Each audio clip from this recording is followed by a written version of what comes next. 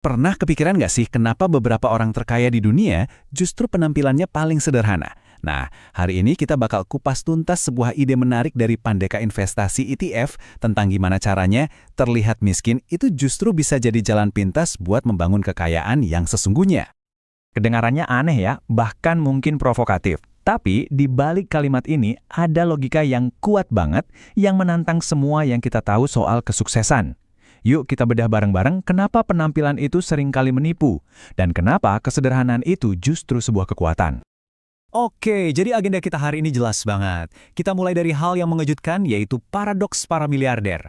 Terus kita hitung-hitungan berapa sih biaya tersembunyi dari gaya hidup terlihat kaya. Setelah itu kita fokus ke solusinya. Gimana cara memprioritaskan kebebasan di atas gengsi, dan kita akan tutup dengan 3 pola pikir kunci buat mencapai itu semua. Oke, mari kita mulai dengan sebuah paradoks. Di dunia yang kayaknya terobsesi banget sama kemewahan, seringkali justru orang yang paling kaya itu nggak merasa perlu buat pamer. Loh, kenapa bisa gitu ya? Nah, disinilah letak perbedaan kuncinya. Buat sebagian orang, uang itu panggung, alat buat pamer status biar dapat pengakuan sosial. Tapi bagi mereka yang beneran kaya, uang itu adalah kunci. Kunci untuk membeli sesuatu yang jauh lebih berharga daripada barang mewah, yaitu kebebasan dan waktu. Dan ini bukan cuma teori loh.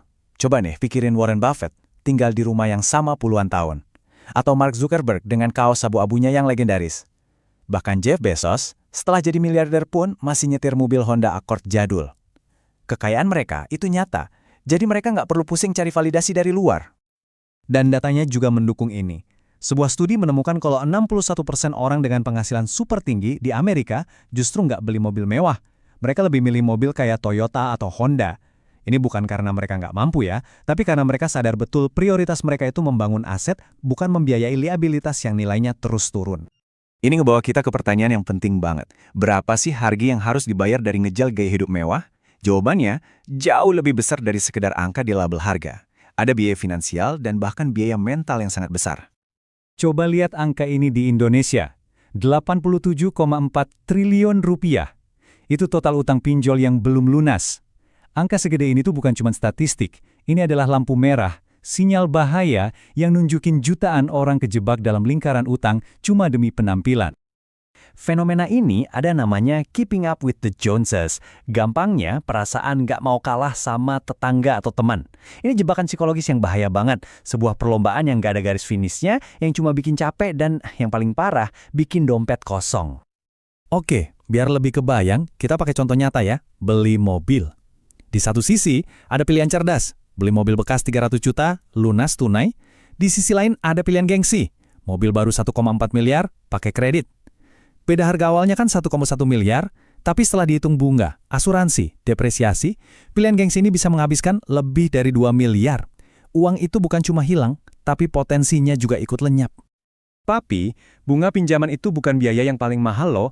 Biaya sesungguhnya, seperti yang tertulis di sini, adalah hilangnya peluang.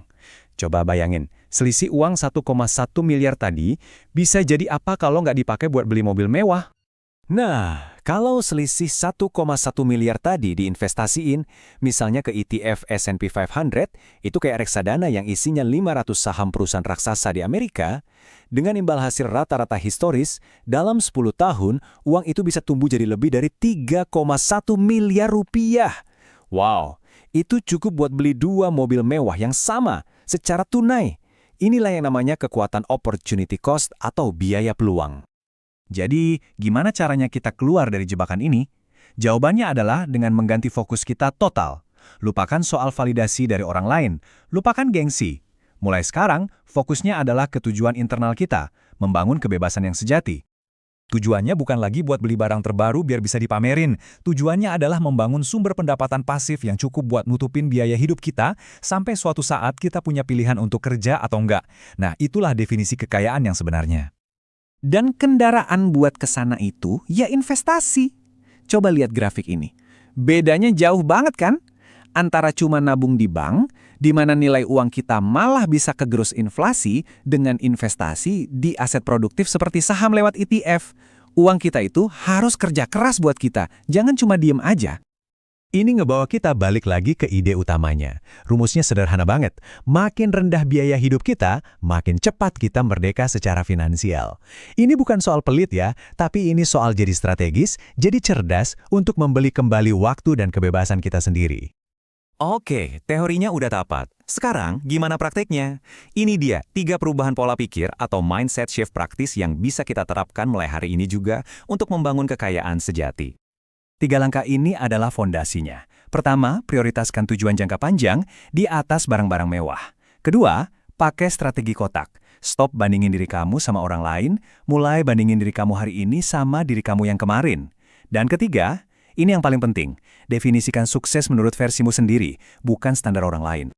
Nah, ini inti dari strategi kotak tadi. Perbandingan yang gak sehat itu kayak kita lari sambil ngeliatin orang lain terus. Bikin stres, gak fokus, dan gak ada habisnya.